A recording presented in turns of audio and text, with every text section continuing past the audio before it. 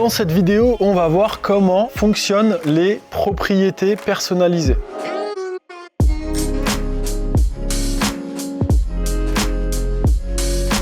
Pour ça, il faut se rendre donc sur votre accès interface, aller dans mon entreprise, paramètres. Donc là, on est dans une notion assez avancée de configuration. Et en fait, les propriétés personnalisées, ça va vous permettre d'ajouter des choses qui ne sont pas disponibles sur notre logiciel interface. Par exemple, quand je vais dans propriétés personnalisées, je peux créer une propriété et choisir le type d'objet. Si je choisis client, et nous, dans notre fichier client sur interface, on permet de renseigner plusieurs informations comme l'adresse, le numéro de téléphone, le nom de l'entreprise, des choses comme ça.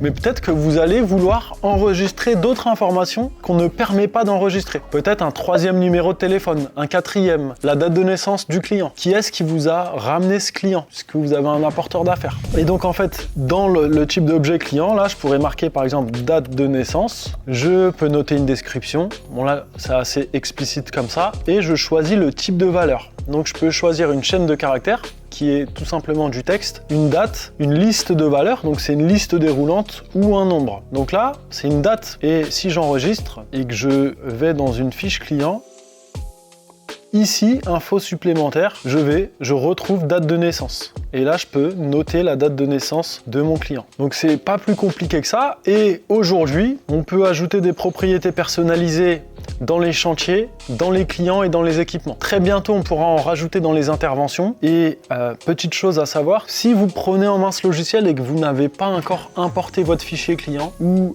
une liste d'équipements pour un client, vous allez pouvoir d'abord ajouter les propriétés personnalisées par rapport à un client. Donc, imaginons que dans votre ancien logiciel, vous ayez déjà la date de naissance de votre client et que vous ayez la colonne correspondant à la date de naissance dans votre fichier client, mais qu'on ne puisse pas le faire directement dans l'interface, on vient créer d'abord cette propriété de date de naissance, et lorsque je vais maintenant sur mon CRM et que je vais importer un fichier, n'importe lequel, maintenant dans les colonnes d'interface, on me propose la date de naissance. C'est quelque chose à savoir. Aujourd'hui, les propriétés personnalisées ne vont pas plus loin que ça, mais on est en train d'améliorer tout ça perpétuellement, jour après jour. Si vous avez des questions supplémentaires à propos des propriétés personnalisées, n'hésitez pas à les poser dans le chat, et moi je vous dis à tout de suite dans la prochaine vidéo.